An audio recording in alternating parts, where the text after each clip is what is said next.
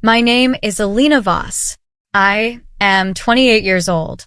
On our honeymoon trip, the man I trusted the most pushed me off a mountain cliff and left me there to die.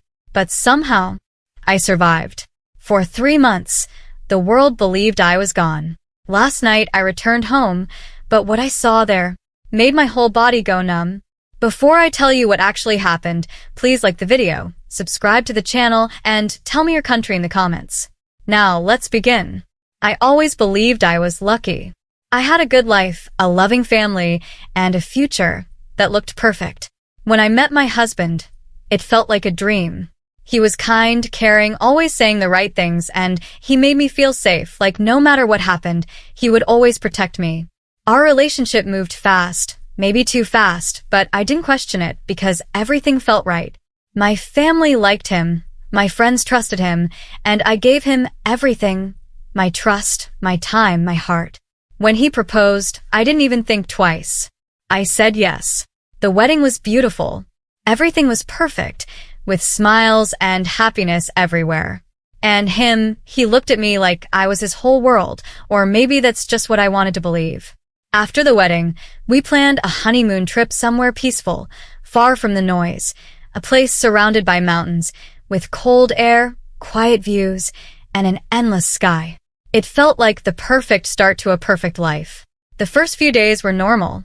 We explored the place, took pictures, and talked about the future. But slowly, something began to feel different. It was small at first. He became quieter, less warm. Sometimes I would talk, and he wouldn't respond, just stare into the distance. I thought maybe he was tired or stressed. But then I noticed something else, his eyes. They didn't look at me the same way anymore. There was no softness, no warmth, just something cold. One evening, we were walking near the hills as the sun was setting. The sky looked beautiful, and I remember smiling, thinking how lucky I was.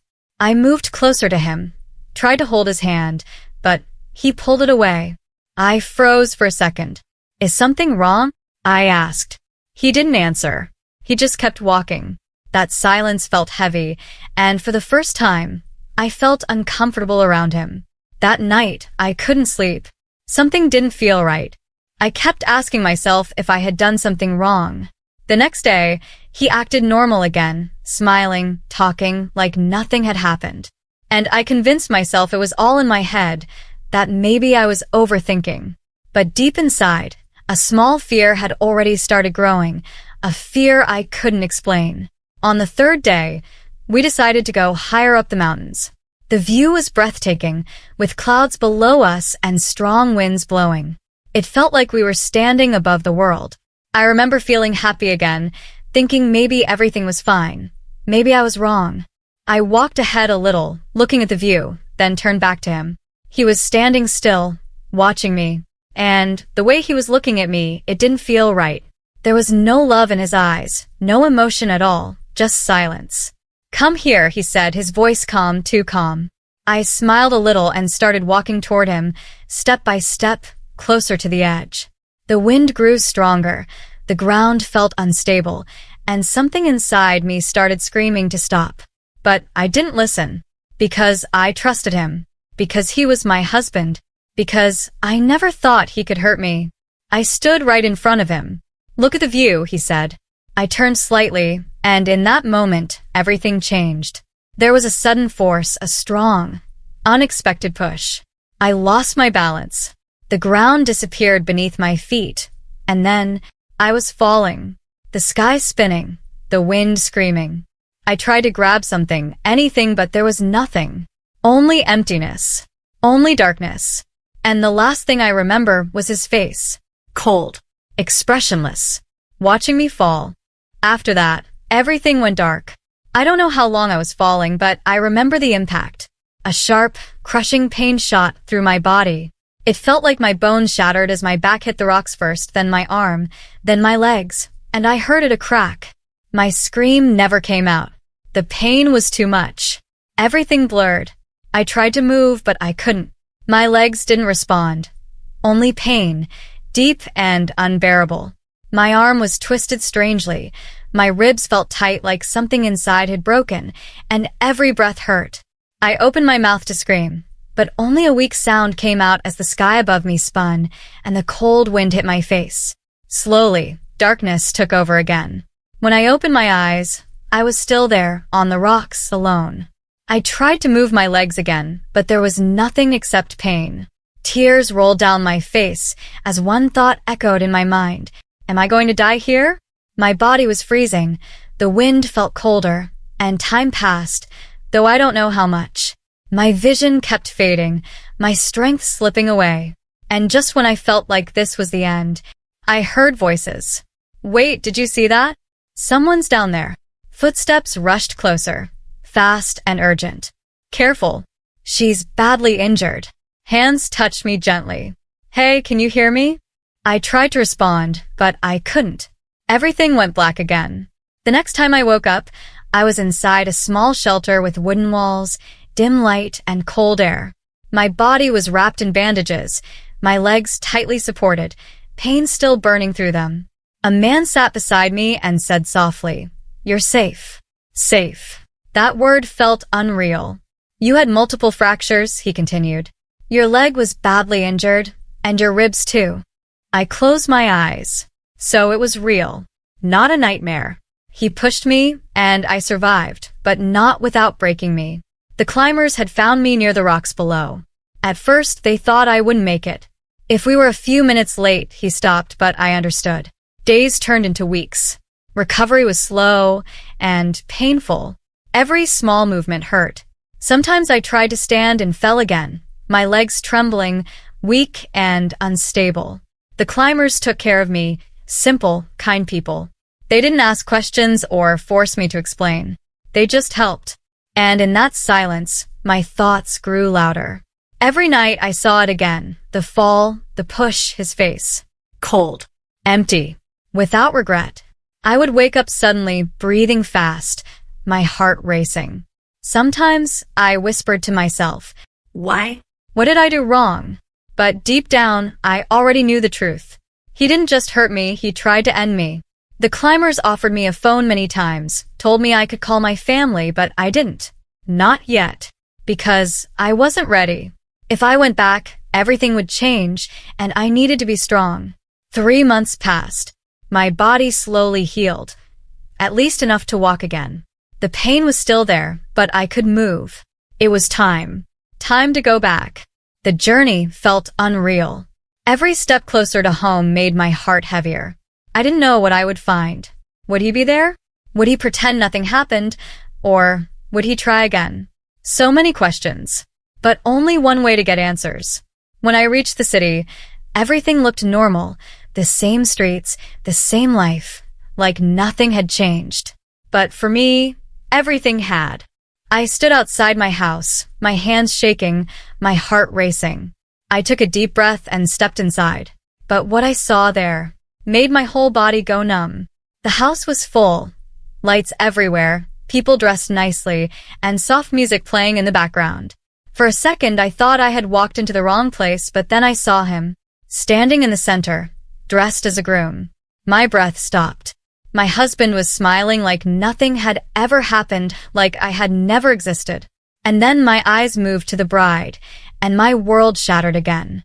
It was her, my sister, dressed as a bride, standing beside him, smiling, happy. My legs almost gave up. The pain I felt in that moment was worse than the fall. I took a step forward, then another, my heart racing and my hands shaking. I was about to scream, about to run toward them, to stop everything and tell everyone the truth, but suddenly, a hand grabbed my arm. I turned. It was my mother. Her eyes were filled with tears, shock, fear, relief. "You're alive," she whispered. I held her tightly. "Mom, he tried to kill me," I said, my voice breaking. "He pushed me from the mountain, and now look at this. He's marrying her. She's in danger." But instead of reacting the way I expected, she quickly pulled me aside, away from everyone. "Listen to me," she said urgently. "You don't understand everything yet." I froze. "What do you mean?"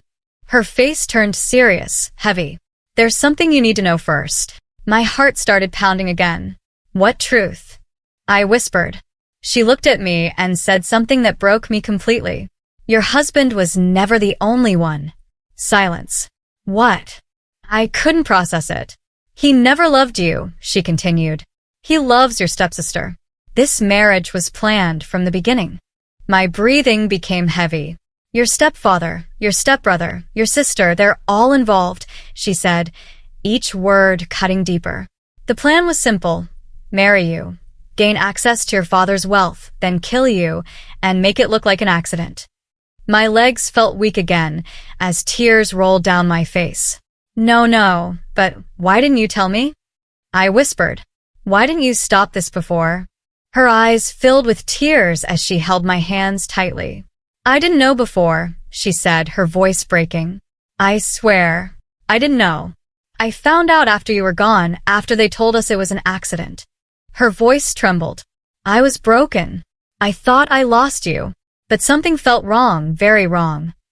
I stared at her, unable to speak. At first, they acted sad, she continued. They cried in front of everyone's pretended like they lost you. But later, I started noticing things. They were normal. Too normal. No pain. No grief, like nothing had happened. A chill ran through my body.